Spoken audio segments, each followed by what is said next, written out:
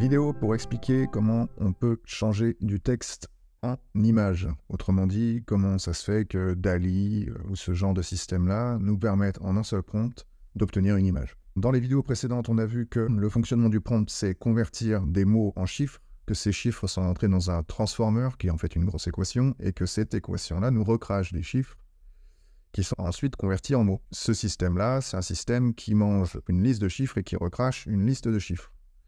Il y a tout un tas d'astuces qui sont utilisées derrière ces systèmes. On va simuler le fait qu'on utilise DALL-E. Donc si dans DALL-E, je rentre « dessine-moi une maison ».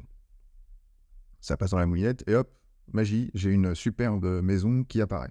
Comment est-ce que ça fonctionne? Une image, c'est un ensemble de pixels.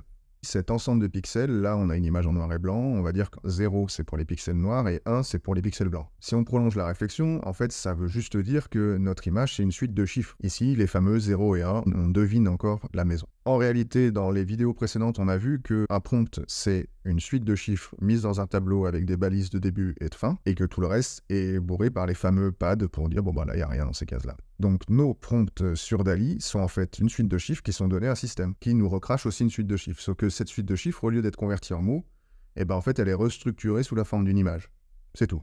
Ici, j'ai dessine-moi une maison en suite de chiffres, et si je rajoute, par exemple, ici, bleu, dessine-moi une maison bleue. Qu'est-ce que ça fait? Ça fait que ça va changer la suite de chiffres qu'on met en entrée. En fait, mon prompt, dessine-moi une maison bleue, nous, on sait que c'est une maison bleue, on a ça dans la tête, mais en réalité, pour le transformer, ce que ça va faire, c'est que ça va changer sa suite de chiffres. On aura toujours au début 30, 10, 8, 1, etc. Hein, sauf que on va avoir les chiffres espace, BLE et UE, autrement dit bleu. Donc cette suite de chiffres-là, elle va générer une autre suite de chiffres. Là, en l'occurrence, on voit que les 1 sont transformés en 7, c'est purement hasardeux hein, comme choix, et donc on a ici notre petite maison qui apparaît maintenant en bleu.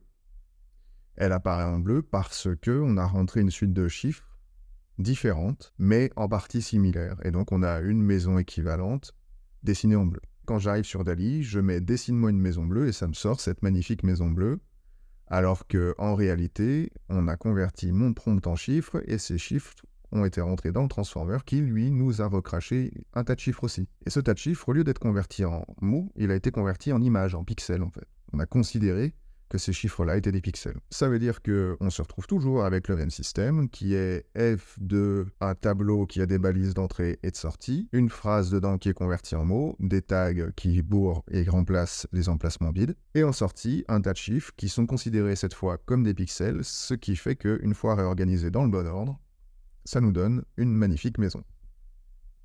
On est toujours sur f de x égale y du collège, c'est toujours ça l'intelligence artificielle générative.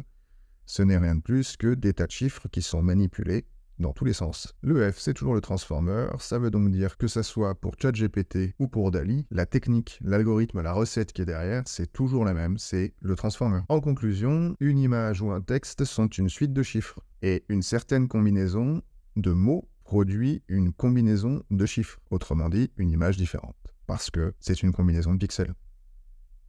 J'espère que cette vidéo sur DALL-E et équivalent, hein, les transformers qui génèrent des images à partir de texte, vous aura permis de comprendre un petit peu mieux qu'il n'y a pas du tout de magie et pourquoi aussi, très souvent, on n'obtient pas précisément ce qu'on veut. Parce qu'encore une fois, nous, on lui parle en langage humain et le système, lui, ne comprend rien au langage humain. Il mange une suite de chiffres et il recrache une suite de chiffres qui n'ont pas de sens. Ils ont des liens statistiques entre eux, mais ils n'ont pas de sens réel.